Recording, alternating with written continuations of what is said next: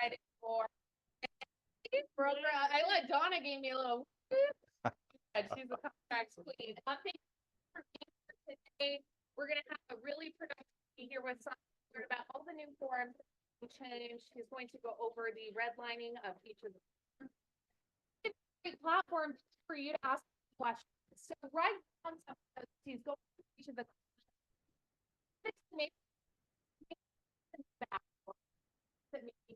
because this is a great opportunity to share.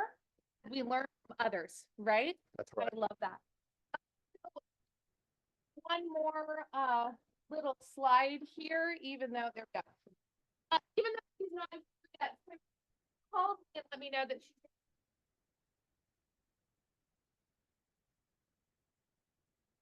Okay.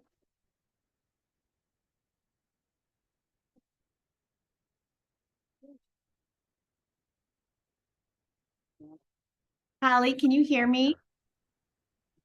Yeah, we're going to be working on Zoom audio right away. Can you hear me? Perfect. Okay? Perfect. Thank you.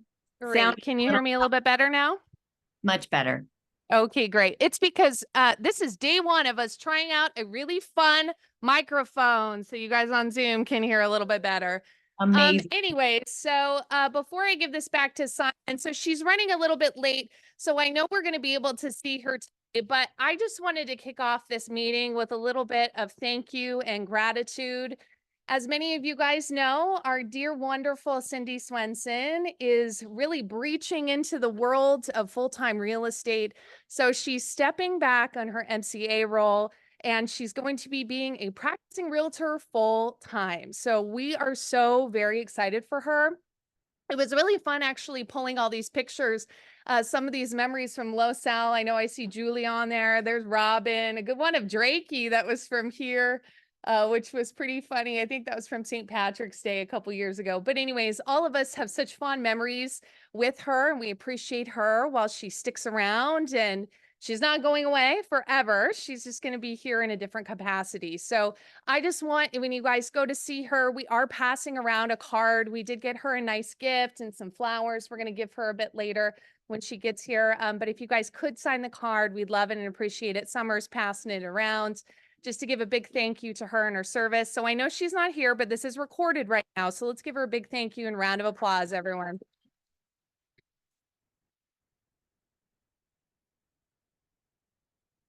All right. So enough about me. Let's hear Simon, a bit of housekeeping rules. We will be having lunch delivered. Thank you to the wonderful Brandy Zamora, who's going to be bringing that for us. It should be here about 11:45. It's going to be a fun little breakfast extravaganza. So you guys will get lots of fun stuff over there. But as soon as it gets delivered, we will break shortly for a little bit. That way you guys can grab some food. We'll hear a couple words from Brandy. But beyond that, please use every opportunity you can during this session to just politely excuse yourself to use the restroom, as we most likely won't stop except for a small break to a little bit of eat. So you guys, thank you for being here. Simon, here you go. Awesome. Good morning. Before we get started, let's get everyone to stand up real quick. And the reason I'm having you all stand, because if you're not aware, it's 3 hours long. Okay, this is not inspirational. This is not motivational. This is very dry material. So I want you to stretch a little bit, and I promise you, I'm going to do my very best. We may throw some scenarios in here because right now the contracts are going to be completely revamped. Okay, you may take a seat now. Thank you. So as Hallie was saying, fun things are about to happen. So write this down, folks. June 25th. June 25th is when the launch of all of these new forms, okay? With everything that's going on with NAR, the settlement, CAR, Board of Realtors and real estate professionals throughout the nation are revamping and changing in how we do business, okay? One of the biggest changes is the listing agreement, okay? So if you haven't already, on the wall, you see the forms update. If you haven't yet, I encourage you, form summary And all of the redlining forms are here. Okay? Summary and all of the forms. Did I do that? Nope, you can go to the next one. Okay. Have the, oh, which one did you just go? This one on top. That's okay. So, There you go. Okay. These ones going across. okay. All right, there you go. Form updates, form release summary, which is a copy of this this form straight out of the California Association of Realtors. And then the form updates. These are all of your redlining.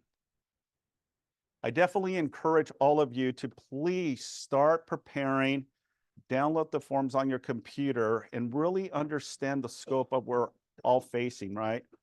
Now, everything is It's August 17th is when it's really, but June 25th, we're going to be The- expected to follow it. that is correct. All of the forms through zip forms will be updated with all of the forms, the listing agreement, the buyer representation agreements, and all of the You new guys are forms. saying We're doing this June 25th, not August 17th. That is correct. Yes. Yes. Yeah. But it's mandatory by August 17th. That is correct. Yes, yes. All of the forms will be available June 25th. Okay, June 25th. So I'll give you a few minutes to download the forms and then put it on your computer, save it on the folder. There's a lot of content, there's a lot of information, and I want you to be in alignment. Now, everything is subject to change, right? Whatever I'm talking about now may change June 25th. Okay. And as most of you are aware, there's always 2 updates every year with CAR. There's one in June and then one in December. Okay. What we have going on today is all of the forms that are impacted coming June 25th. Okay. All right. Here it is. Here it is. So I really want to dive deep into the listing agreement because I think it's one of the most misunderstood forms right now because of all the language and all of the commission. Before I get started, do you have any questions right now that I might be able to address? Say buyer representation agreements. You're uncertain what's going on. A buyer agent's going to be eliminated. No questions whatsoever. Yes.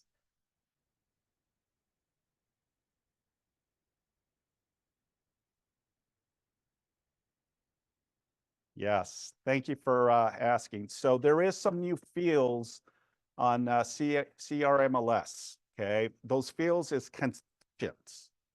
Okay. So we were under the understanding that the compensation to pay a cooperating broker was going to be eliminated. Well, it is. Okay. But CRMLS added a provision into the listing agreement that the seller has the option to pay concessions. What are concessions? Closing cost, buyer buy downs, and also commissions. On the MLS, it's going to give you a percentage flat or who's going to be paying what. Okay. That's on currently on the CRMLS. Okay. The listing agreement, a lot of information. Does it look similar to the purchase agreement? Very much so. Now, the listing agreement is grids, but it also has interpretation, which is totally different than what we currently have in our listing agreement, right? Because currently the listing agreement shows what? Total commission, and then what we're paying a cooperating broker compensation, right? Well, that has been eliminated. Okay. The new form goes into, I see scribbles here. Pretty self-explanatory. It's an exclusive right to sell, right? So it's an exclusive listing agreement. Pretty self-explanatory. Where the biggest changes is the C section of the form, grid 1 through 7. Okay. The items in the paragraph are contractual terms of the agreement are referenced to the seller. And now the listing agreement is 7 pages long. The current listing agreement is 5 pages long. So they added more language and more documentations, okay? So 1, 2, and B are pretty self-explanatory. Beginning date and expiration date, right? Listing price, pretty self-explanatory. Property specific listing, right? What type of property do we currently have? Now, section C is where it becomes fun. Now, we all know that compensations are negotiable, right? And are not fixed by law, okay? There's a disclaimer that is currently and also with the new listing agreement that all commissions are not fixed, right? It's between what you and the seller negotiate, right? Most standard practice is what? What's standard commission for us? Correct. 5, 6%, okay? It's typically the standard. But in essence, it's between what the buyer, what the seller, and what you're willing to agree to is how the commissions work, okay? C1 of the listing agreement goes into very specifics. Compensation to seller, broker, only seller, the agreement. So full transparency, folks, is the information now when you're meeting with the seller is the understanding and how commissions are going to impact not just you, but also buyer agents, okay? So number 1 talks about a percentage or a flat fee. That's the amount that you negotiate between you and the seller of what that agreement is. It's not the total commission. It's just between you as the listing agent and the seller is willing to compensate you. Make sense? Okay. Section A2 goes into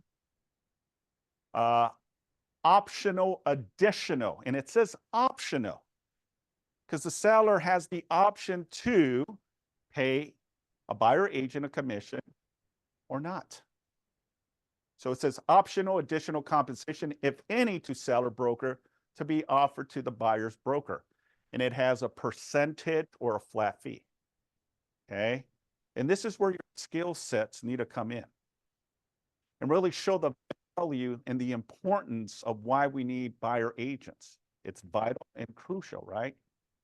Because the uncertainty that we have, our buyer agent's not going to be paid a commission if we cannot collect from the buyer, right? That's going in all of our heads, right? But if you show the value and the importance of why we need buyer agents, then the seller, full transparency, will know exactly what that entails. Section C3 goes additional compensation to the seller broker if buyer is unrepresented. Okay? Very specific. What does that mean? Yes, go ahead.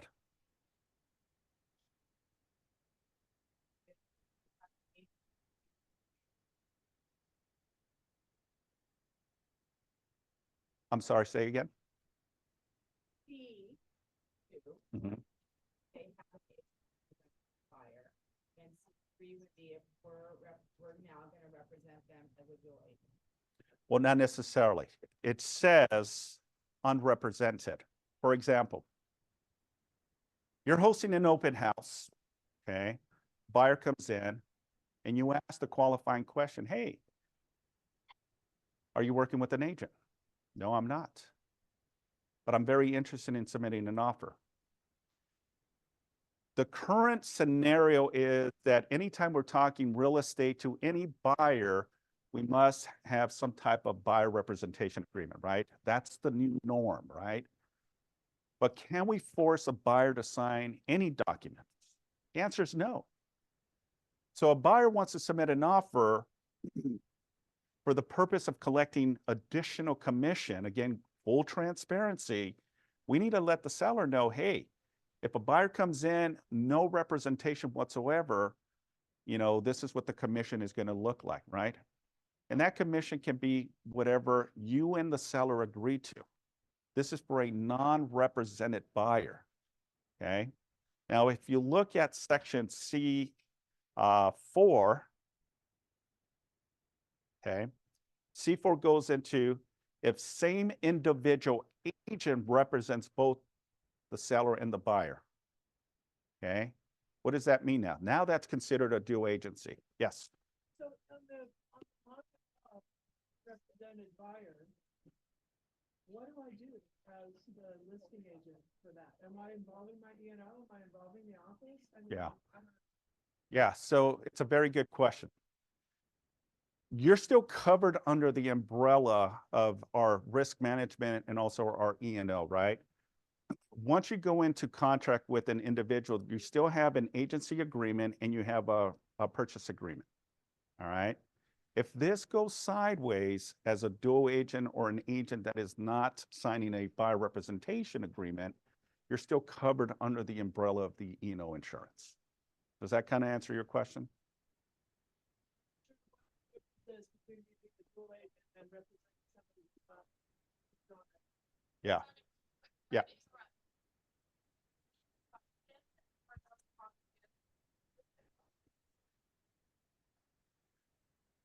Okay.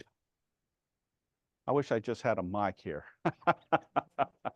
So the question is, what is the difference between a non-represented client and a dual agency? Well, as it states, and I understand the conflicting situation, which is still subject to interpretation, in my opinion. The question is, what is the difference, right? If you have a buyer representation agreement or you don't. The non-representative, if it's an individual that is walking into your open house as an example, without an agent or some type of representation, okay? If they come in and they want to submit an offer, okay, based on that provision of C3, then that's the compensation that you are requesting commission from the seller. Now, C4 goes into the dual agency. What is considered dual agency? Dual agency can be one agent with representing both the buyer and the seller, but also two agents in the same office representing both the buyer and the seller, right? That's considered dual agency. Now, again, going back to full transparency, right? Now we have to put this as part of the line item of consideration when we're speaking with the seller, because if you leave that blank and you have a very sophisticated client, they're going to say, well, based on the listing agreement that you provided me and I executed, it says that a dual agency was left blank, so I'm not obligated to pay you a commission for the buyer side.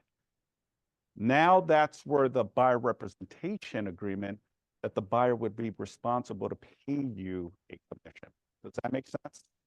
Okay. Yes. Play it safe, we would want to make sure that we're having C2, 3, and 4 filled out every single time. Yes. The follow-up to that is for full transparency to protect you. Any angle that can go is fill every position there. C1, C2, C3, C4. Okay, Richard. Is it safe to say then the difference between the unrepresented and the agency buyer will sign the buyer's representation agreement with you or not? Is that really the main difference? That is the main Does difference. that mean that a buyer can submit an offer on your listing without being represented by a buyer's agent, whether it's you or someone else? That is They can go with zero. correct. Yeah, yeah. But I thought the rule change was now a buyer has to sign an agreement with the buyer. That's a valid point. Because everyone is like, well, I thought when we were talking about real estate conversation that the buyer must sign a buyer representation agreement. And we're going to dive deep into that conversation because the buyer representation says, yeah. Now, the question is, how do we maneuver that position when the buyer agent has a buyer representation agreement and what the language stipulates and says, right? Now, it's all subject to change. And it's still uncertainty how we're going to maneuver this because again, it's not very clear. What's the difference between a non-representative client and a buyer who is represented with the buyer agreement, right? Yes, go ahead.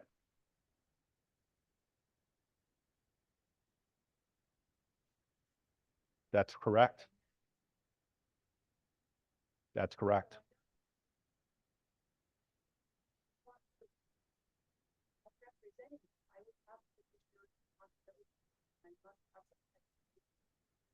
In order to have an agency agreement, there's buyer's representative form that you'll need to sign. And basically, it's non-committal. I'm non-exclusive, we make it just for this property agreement, and then you don't pay any commissions. But I don't understand about writing an offer for a buyer without an agency agreement. Yeah. I'll answer that. You had a question? Stefan.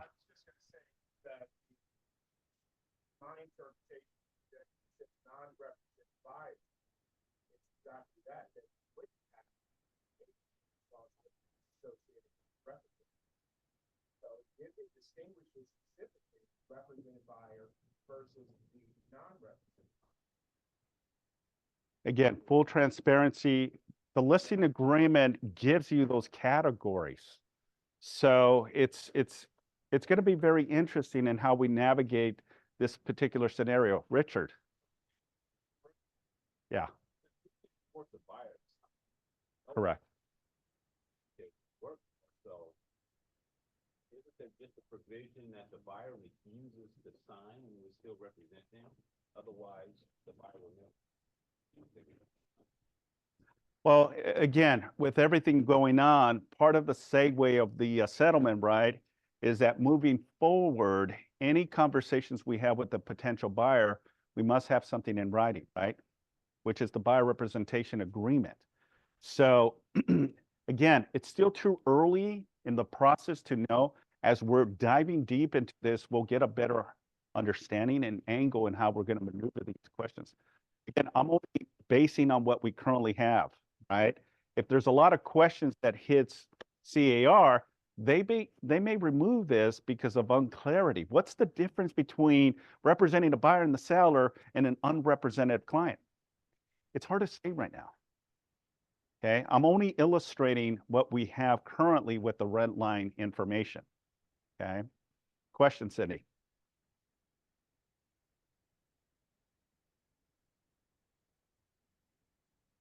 No. Yeah. Say that again, Cindy. I'm sorry.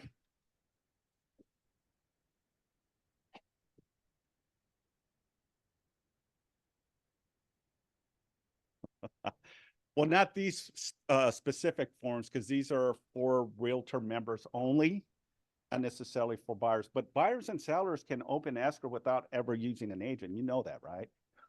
They can have a napkin and say, here's the price, here's the terms, and here are the conditions, and let's open escrow. As long as there's mutual agreement between both parties, they don't need a real estate agent.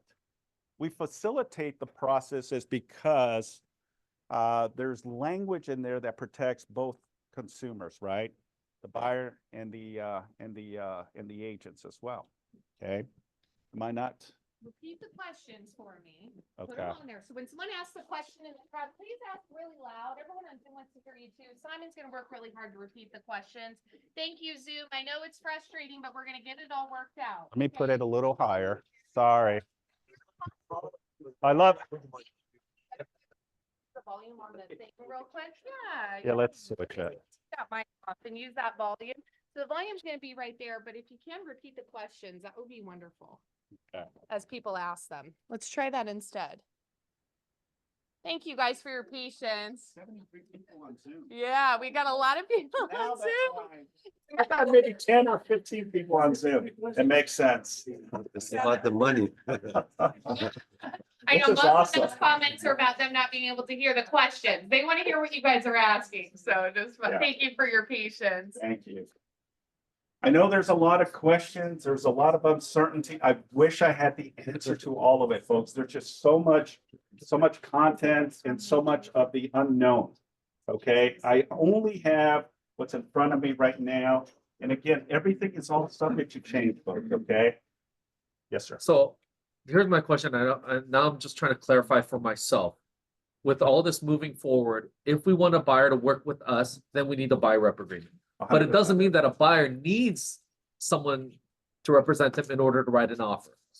So I mean, I don't want to get into a different form, and then the RPA is not going to have both sides of, you representing the buyer, you representing the seller. Is that going to be somewhat different then? Yeah, I don't think it's going to be different because remember, all of the forms are in alignment to specific language that talks about us as real estate professionals and why we're navigating the process for the buyer and the seller. So your question, Richard, is, can a buyer submit? I don't think that's going to be the case.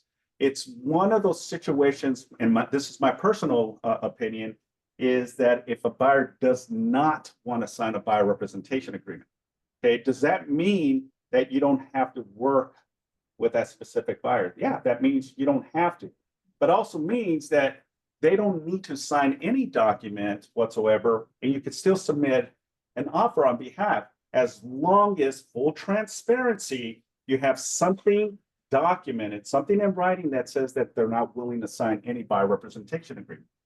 Then that protects us from the elements of everything that's going on. Hey, I tried to get that. They wanted to submit an offer, but they didn't want to be involved in any agreement with us, right? Now, the buyer representation agreement is a twofold too as well, because there's an exclusive and non-exclusive as well. Okay.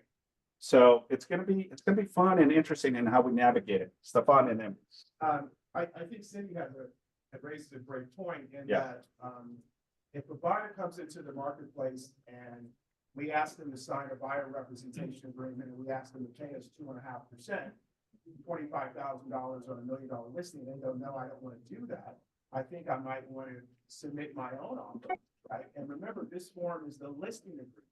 So what we're saying to the seller, if an unrepresented buyer comes in, my job is going to change because I'm going to have to guide this unrepresented buyer through the transaction, which is harder.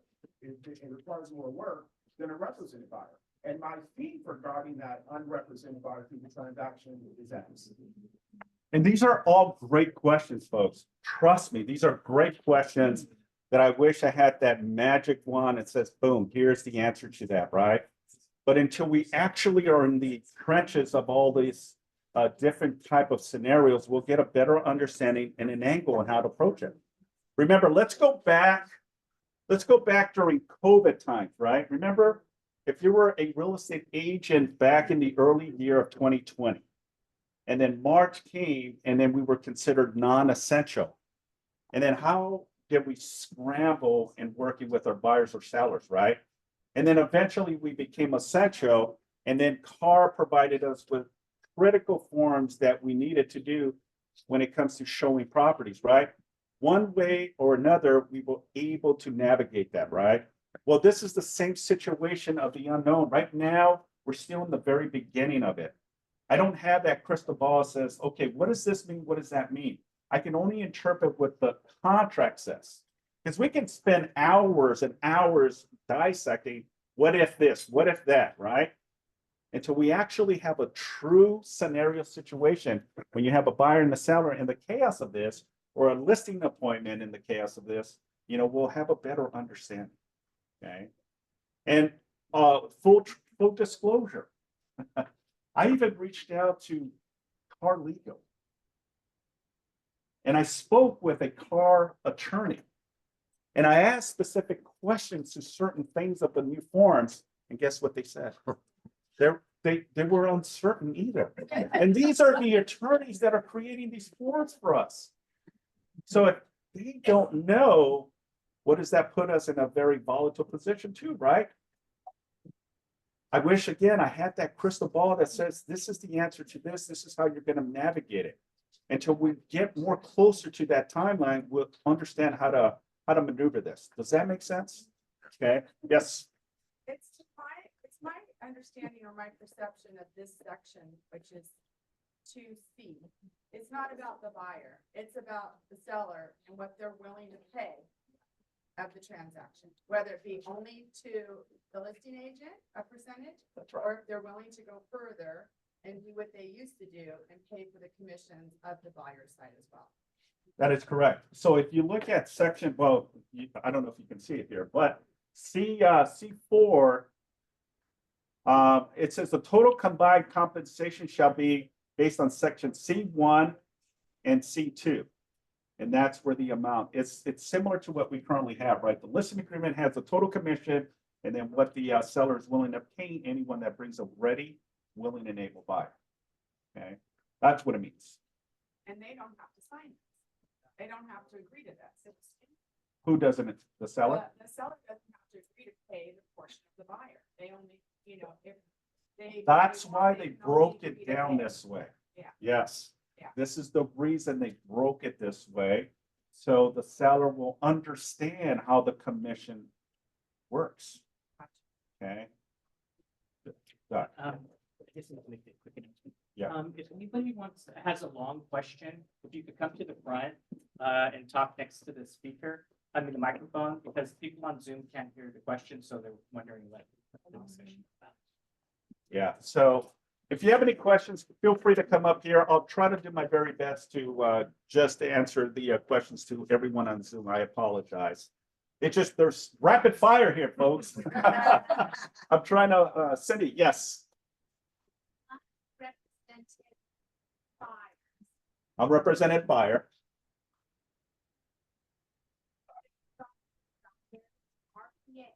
And they ask for our permission to be given to the buyer as concessions towards their closing costs or buy down or something like that. So your question is, can buyers, commissions can be used as concessions to buyer? Non-represented. For our commission to split, maybe some commission to you, but then I want all the rest of these funds that the seller is gonna give go to pay my closing costs. Can they split it? So can I ask this question, Cindy? And the answer is yes, because that's currently what we can do, right? Can buyers give concessions towards buyers' closing costs, buy downs?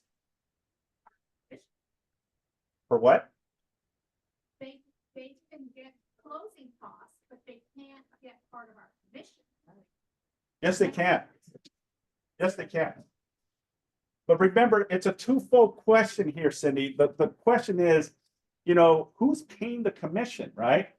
And with all of the changes going on right now, there's uncertainty that the seller is going to compensate the buyer's agent a commission. Therefore, we have to rely on the buyer to pay us a commission, whatever that looks like, a percentage or a flat fee. This is the reason we have the buyer representation agreement as part of the segue of the responsibility to pay us a commission. With that being said, we want to navigate and ask the question, right? Because let's just say the commission is, and that's not going to be on the MLS anymore, what the commission is. How do you approach the conversation with the listing agent regarding compensation? You got to pick up the phone and ask, right? Is the seller paying a commission? Is the seller paying a commission? And the answer is what? Well, it depends, if the seller is or is not offering a commission, right? Because remember, you have a buyer representation agreement signed by the buyer, right? That says that the buyer is paying you a percentage, 2.5%, whatever that amount is, right? So under the obligation of the buyer representation agreement, it already sets the tone that the buyer, if you don't collect the commission, the buyer would be responsible to pay you a commission. Okay, does that make sense? Any questions? Okay, yes. How were the seller says originally, no, we're not paying commission, and then they get an offer asking for the seller to pay commission? Very good question. So the question here is, what if the commission, there's no commission from the seller, but part of the negotiations, the buyer submits an offer with commission to be paid. Okay, the answer, yeah, they can ask for it. So commissions is now part of negotiations similar to request of repairs. Okay. Back in the day, remember the contract had where termite section 1, section 2 was already on the purchase agreement. So part of the segue of responsibility, who's going to pay for the termite, right? Who's going to pay for the report? Who's going to pay for the clearance, right? Well, that now has been eliminated from the purchase agreement. Now that's part of the negotiations of requests of repairs, right? Well, commissions is going to be similar to that, folks. That's the understanding, right? Because we're not going to know what the commission is, but can a buyer and the agent submit an offer on behalf? Because remember, the buyer is obligated to pay a commission if you have that in writing. We can ask the seller, even though the seller may not pay a commission, right? It's no difference than a for sale by owner. Okay, for sale by owners, what's the whole reason why sellers go physicals? Because they don't want to pay a commission, right? But does that mean we can ask if we have a qualified buyer that wants to buy a property from the seller? Absolutely. You can say, look, I have a qualified buyer that wants, if we can pay you top dollar for your house, are you willing to pay a commission? And that may change the trajectory of the conversation, right? That may change the pattern of the seller's position. You know what? They're willing to pay me what I'm asking. Therefore, I might just give a commission. It may not be 2.5%, but I'll give you something. Does that make sense? Yeah? Question? Yes. Would that then, that contract of, if they agree through the RPA and a counter offer to pay that commission, would that supersede this then? Yes. Okay, Absolutely. so that's all. Everything is subject to be changed and modified. Whatever the seller says now can interpret something totally different when you're in negotiations. Okay. As long as both buyer and seller come to a mutual agreement, yes, anything can be changed, right? It's no difference than a listing agreement, right? You have a 90-day listing. Can you extend the listing if the seller allows the extension? Yeah. 100%. Okay. Escrow, right? Buyer and seller are in escrow, but escrow is scheduled to close on the 15th of this month, but there was a delay and now we cannot close on the 15th. Can both mutually agree to extend that escrow? The answer is yes. The buyer and the seller can come to a negotiations regarding requests of repairs, right? And the buyer submits their request saying, hey, I want concessions, I want a price reduction, or I want you, Mr. and Mrs. Seller, to fix this, right? And the seller can say yes, even though they say property sold as is, right? Which on the contract, it already says all properties are sold in as is condition, right? So everything is subject to change, folks. Okay, just because you have this in writing doesn't mean that will stay in ground to the terms, right? The seller can change their mind throughout the process. Let's just say you have a listing, right, and it's not getting any offers. You may have to do a modification, right? A price reduction, right? Or give some concession. Maybe the seller says, look, I don't want to pay a commission now, and you put it on the market and no one is really submitting any offers. And now you're having the conversation with the seller. Hey, your house is in good condition. We priced it well. You know, I'm not getting any hits on any buyers. Maybe that we may have to pay a commission, you know, and the seller may be okay to do so, folks, right? And now you have a modification of terms that allows you to pay a commission or the seller to pay a commission. Does that make sense? Yeah. Okay. Again, going back, full transparency, I don't have the crystal ball. The crystal ball to say this is what's going to happen. Okay. Yes.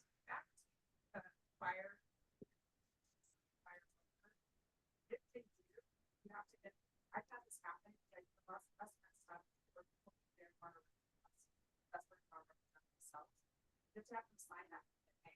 That will cover a lot of the bases for it. Well, make sure that, hey, you know what? They're on their own. Even if we work, they choose selling. Well, let me add to that. Let's say you're working with an investor, right? Are investors going to sign exclusive buyer representation agreement in your opinion? Why wouldn't they sign a buyer representation agreement exclusive with you? What? What? They're gonna shop around and find, they're gonna work with everybody and anybody, they have no. Because they're looking for opportunities with everyone, right? All agents are opportunities for investors, right? If you bring me a deal that makes sense to me, I'm going to work with you. Why in the heck would I just tie myself with one individual agent? Okay, because then I'm responsible as an investor, as an example, to pay a commission even though you did not find the property for me. Okay, it might have been someone else, or it might have been me finding the property directly, right? But because I have an exclusive agreement, I'm tied in paying you a commission. Okay. So I want to caution you all, right? The importance and how we navigate this moving forward, because it's been loose standard practice that we don't have buyers really sign buyer representation agreement. It hasn't been really the standard, and it hasn't been policy, right? If you want to use it, great. If you don't want to use it, great. But moving forward, based on everything that's happening, right? Any conversation when it comes to talking about real estate with a buyer, you must slap them with a buyer representation agreement. Because now it's who is going to pay a commission. Because if the seller's not going to pay a commission, are you going to represent if the buyer doesn't have the means to pay the commission? Especially for your VAs, right? Your FHAs, even some conventionals. They may have just enough to pay closing costs, down payment, just to get to their first home, right? What's your position there? What is that going to look like? You have to make that decision. Are you going to work with that buyer with the potential sometimes of getting very small, if anything? Right? I don't know. I don't have the answer to that. But I believe, and this is just my true in doing this for 27 years, okay, is that agents are going to do right. And they really are going to showcase the reason why we need buyer agents. And crucial that we need to pay a commission. Now, I can't promise you it's going to happen with all listing agents, because sellers and agents, especially very sophisticated sellers, are going to say, well, why am I going to pay a buyer's agent when I'm not being represented by the buyer's agent, right? And now with all these new changes, right, in their mind, they're thinking, okay, I don't have to. So now I'm going to save. That's more net proceeds to me, right? But as a seller and as a listing agent, you know, you've got to really show the value and the importance. That makes sense. Yeah. All right, let's continue. Okay, because there's a lot more information. Simon Douglas. Yes. There's a question on chat. Okay, what's the Here's a question from Judy. If I have the buyer rep agreement saying that the buyer will pay 2.5%, yes, and we write an offer and ask the seller to pay the 2.5%, but the seller says they will pay the 2%, then the buyer will still owe me 0.5%? the answer is yes. So here's the question. If the buyer representation that you have is 2.5%, right, with the buyer, meaning the buyer is responsible to pay you 2.5%, and now you negotiate and the seller is willing to give you 2%, there's a discrepancy of 0.5%, right? Well, that response, and it's up to you. Yeah. That now is the responsibility of the buyer to come in with the difference in escrow to give you that additional 0.5%. Now it's optional too. Okay. This is you. You can say, oh, I need that 0.5%. Or you can say, look, it's a lot. I'm okay collecting 2% from the seller. I just want to get this deal through, right?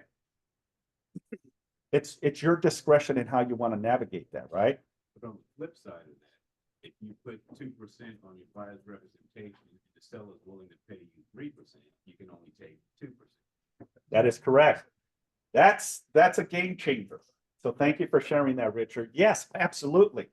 If you have 2% from buyer's rep, right, saying, Mr. and Mrs. Buyer, part of the process of me helping you navigate the process from beginning to end, negotiate, open escrow, make sure that we're doing our due diligence in communications with the agent, the escrow, the lender, and, you know, any type of inspections, right? That's part of my responsibility to you, right? This is what I'm charging is 2%. On the flip side, let's say that the listing agent and the seller are paying you 3%. There's a 1% amount, right? Now, currently, as we speak, that 1% typically would come to us, right? Typically. Well, with the new changes, unfortunately, that's not the case. The new changes means that that 1% will either go back to the seller as net proceeds to the seller, because the buyer is already paying you a percentage of 2%. Yes. Okay, so we talked about this before, but so I'm a little bit confused. My first time buyer cannot afford to throw in another 2-3%. So they're willing to, you know, part with $1,000 max. Now the seller's offering 3%. Am I maxed out at $1,000? That's what we think. How the buyer form, there's ways of indicating this is what you'll pay, and then it says on there, if the seller provides the buyer's agent with more than what's agreed, and then you mark off whether you keep it or whether it goes to